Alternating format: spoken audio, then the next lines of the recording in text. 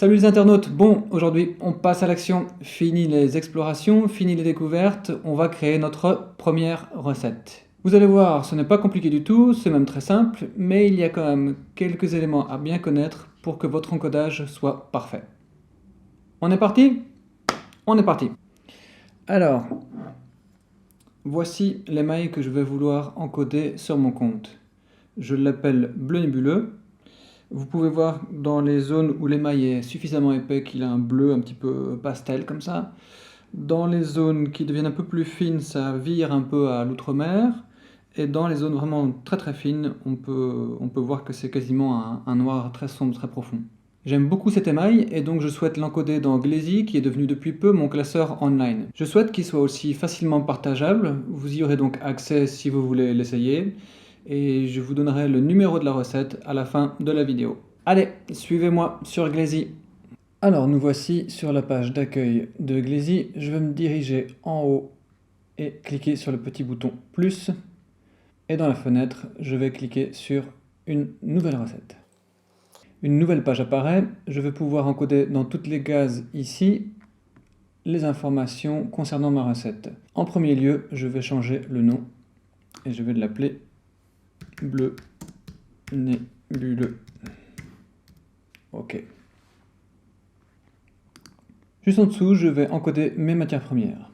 Alors, feldspath potassique, silice, craie. Craie n'existe pas, il faudra l'appeler par son nom scientifique carbonate de calcium. Je pourrais aussi évidemment l'appeler craie, il suffit de changer son nom dans mon inventaire. Je rajoute les quantités, 60%, 20% et 20%. Ces trois matières premières composent la base de ma glaçure, c'est-à-dire qu'avec ces trois matières premières, ma glaçure va pouvoir fondre.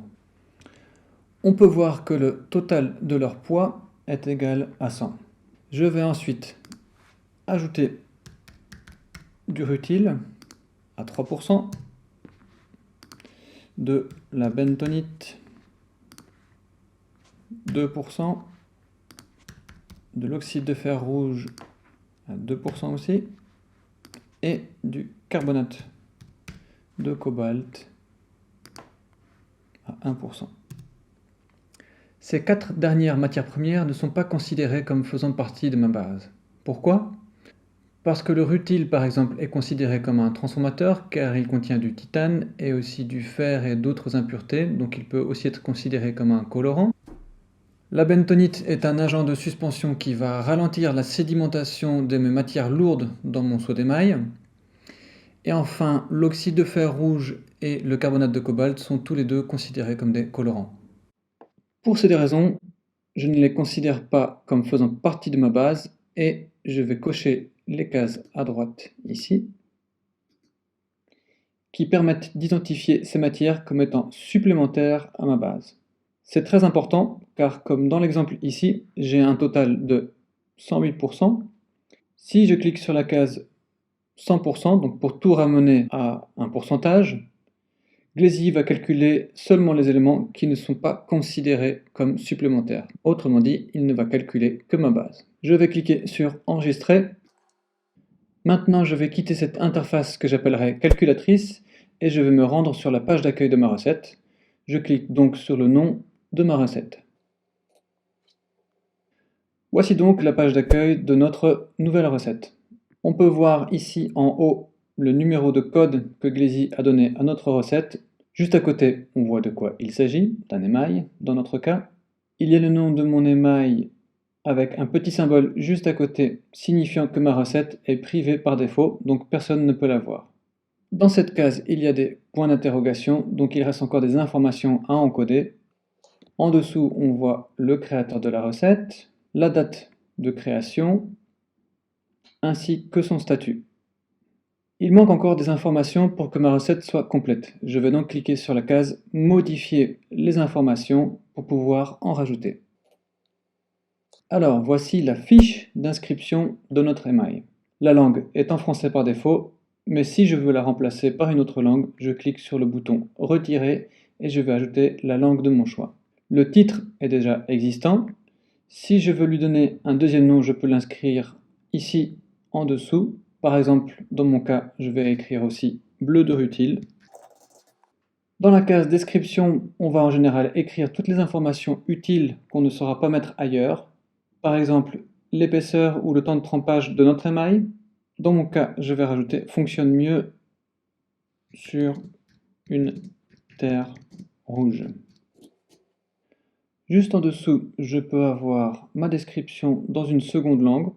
Donc si je choisis l'anglais par exemple, ce sera compréhensible pour les anglophones qui ont la langue anglaise par défaut dans leur interface. Juste en dessous, je peux choisir laquelle de mes plusieurs langues sera affichée par défaut. Dans mon cas, je vais garder le français. Ensuite, je peux choisir le type de ma recette. Donc ici, il s'agit bien d'un émail. Ensuite, je peux choisir son sous-type. Ici, dans mon cas, pour ne pas prêter à confusion, je vais choisir bleu, car ce n'est pas exactement un bleu de rutile ni de cobalt. Pour la transparence, je vais choisir opaque. Pour la surface, je vais choisir semi-brillant. Pour les cônes, je vais choisir cône 7 pour le cône le plus bas et cône 9 pour le cône le plus haut. Si vous vous demandez à quoi servent les cônes, retenez pour l'instant que ça correspond à la température de fusion. Ce n'est pas exactement ça, mais je vous ferai une prochaine vidéo qui expliquera tout cela plus en détail. Le pourcentage d'eau supplémentaire, je ne l'ai pas encore mesuré, donc je ne vais pas l'encoder, mais je pense que ça devrait être de l'ordre des 70%. Et la gravité spécifique, c'est ce que nous appelons plus généralement en français la densité. Je ne l'ai pas non plus mesuré, donc je ne peux pas pour l'instant l'encoder.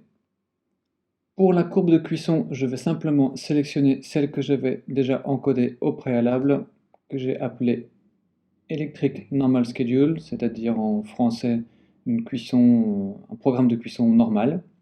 En dessous, je peux mentionner si cette recette est une révision d'une autre recette déjà existante. À ce moment-là, je dois encoder le numéro GLASI de cette recette existante ou bien son nom.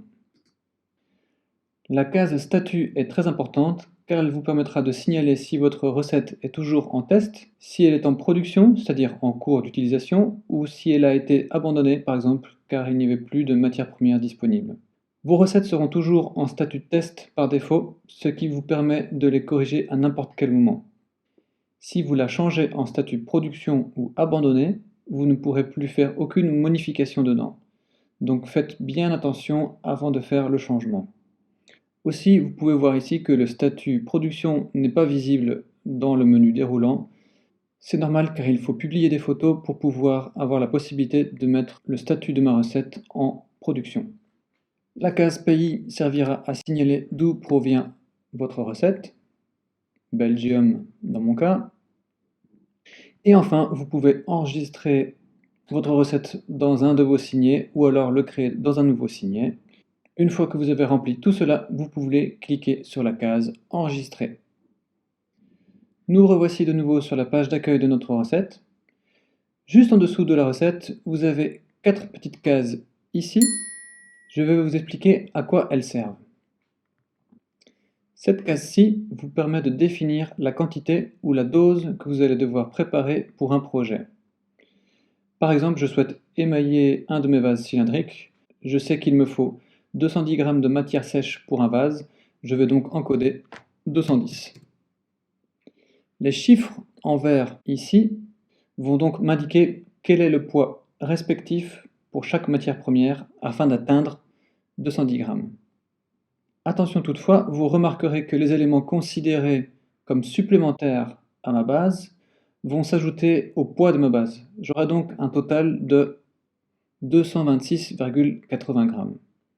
La case ici, juste à droite, me permettra de voir le poids de chaque matière séparément ou alors le poids de chaque matière cumulée les unes aux autres. Cette dernière fonction peut être utile si vous pesez vos matières premières les unes après les autres sur la même balance sans vider votre contenant à chaque fois. Donc ici par exemple, quand j'aurai mis mon feldspath potassique et atteint les 126 g, je vais pouvoir rajouter par-dessus ma silice jusqu'à atteindre 168 g. Et ensuite, je pourrais rajouter ma craie à mon mélange pour atteindre les 210 g de ma base. Enfin ici, à gauche, la case tare permet de rajouter un poids supplémentaire à votre mélange. C'est surtout utile, je pense, si vous devez prendre en compte le poids de votre contenant. Par exemple, j'allume ma balance, je rajoute mon contenant dessus dans lequel je vais préparer ma base. Je sais que mon contenant fait 150 g. Je vais écrire mes 150 g. Si vous avez sélectionné peser ensemble, vous verrez que le poids de la tare arrive en premier, donc c'est-à-dire le poids de mon contenant arrive en premier avant mes matières premières. Ce qui est logique, n'est-ce pas? Si vous cliquez sur peser séparément, le poids de la tare sera rajouté au poids de chaque matière première. On peut voir ici qu'il s'est marqué quantité plus tare. Donc mes 150 g de mon contenant plus les 126 g de mon feldspath est égal à 276 g. Ma silice qui fait 42 g, je lui rajoute 150 g de ma tare et j'ai mes 192 g. En dessous de tout ça, je peux choisir l'unité de mon poids, en grammes ou kilos ou autre, et Glazy va pouvoir me calculer le prix de mon mélange. Cela ne pourra se faire évidemment que si vous avez encodé le prix de votre matière première dans votre inventaire au préalable. En dessous de tout ça, vous pouvez donner un titre et une description à votre mélange. Cela peut être utile s'il s'agit d'une commande spécifique ou d'un projet spécifique. Dans mon cas, je vais lui donner une description concernant le vase que je veux émailler. Je clique sur enregistrer et c'est dans la boîte. Pour retrouver ce mélange spécifique, il suffit de vous diriger sur votre compte personnel et de sélectionner le bouton ici, dosage de recette. Vous remarquerez que le dosage qui était enregistré ne reprend que le poids des matières premières séparées seulement et ne prend pas en compte la tare. C'est un peu dommage, mais c'est mieux que rien. Revenons à la page d'accueil de ma recette. Il me reste encore une dernière chose à faire, poster mes photos. Rien de plus simple, vous cliquez en haut ici à droite, vous sélectionnez dans votre ordinateur les photos que vous voulez poster, vous cliquez sur ouvrir. Attention, Glazy n'accepte pas les images plus grosses que 10 MB. Et comme vous le voyez ici aussi, seulement les formats JPEG, GIF et PNG sont acceptés. Une fois la photo sélectionnée, je peux rajouter une légende sous la photo et aussi une description. Par exemple, si vous faites des variations de cet émail, vous pourrez l'écrire ici. Je sélectionne la température, son atmosphère. La petite case à cocher juste en dessous est très importante. Elle servira d'information au moteur de recherche de couleurs de Glazy. Elle est cochée en général par défaut. Si vous cliquez sur enregistrer ou uploader la photo, vérifiez bien que les deux petits ronds de couleur ici correspondent à la couleur de votre émail. Si ce n'est pas le cas, cliquez sur modifier et décochez cette petite case. Dans mon cas, il n'y a pas de souci, ça correspond bien à peu près à la couleur de l'émail que je souhaite avoir. Et voilà, c'est tout ce qu'il y a à savoir pour pouvoir bien encoder votre première recette. Si vous souhaitez aussi conserver votre recette sous format papier, il vous suffit de cliquer sur la petite case imprimer ici. Vous pouvez l'avoir en deux formats, simple ou complète. Je vous encourage à choisir la formule complète car vous aurez bien évidemment beaucoup plus d'informations précises. Vous pourrez donc l'imprimer bien sûr sur une feuille papier, mais vous n'aurez pas les photos reprises ci-dessus par contre. Mais cela vous permettra quand même de stocker vos informations sur deux supports différents, ce qui est bien plus sûr pour ne pas perdre toutes vos recettes. Si vous perdez votre classeur, pas de panique, tout est encore sur le site. Et si demain le web explose, pas de panique, vous avez toujours votre classeur. Alors voilà, j'espère que cette vidéo vous a plu et qu'elle vous a été utile surtout. Comme promis au début de cette vidéo, je vous donne le numéro de référence de ma recette. Il s'agit de la recette numéro 100 043. Si vous allez l'utiliser, surtout n'hésitez pas à poster une photo de vos résultats sur la page de cette recette. Si vous avez aimé cette vidéo, n'hésitez pas à mettre un like, à m'écrire un petit commentaire juste ici en dessous, ça fait toujours plaisir. Et n'hésitez pas aussi à partager cette vidéo si vous pensez qu'elle peut être utile à d'autres personnes. Allez, je vous laisse maintenant car on est déjà bientôt rendu à peu presque 15 minutes de vidéo, ça fait un peu long. Je vais vous laisser digérer un peu tout ça. Bye bye!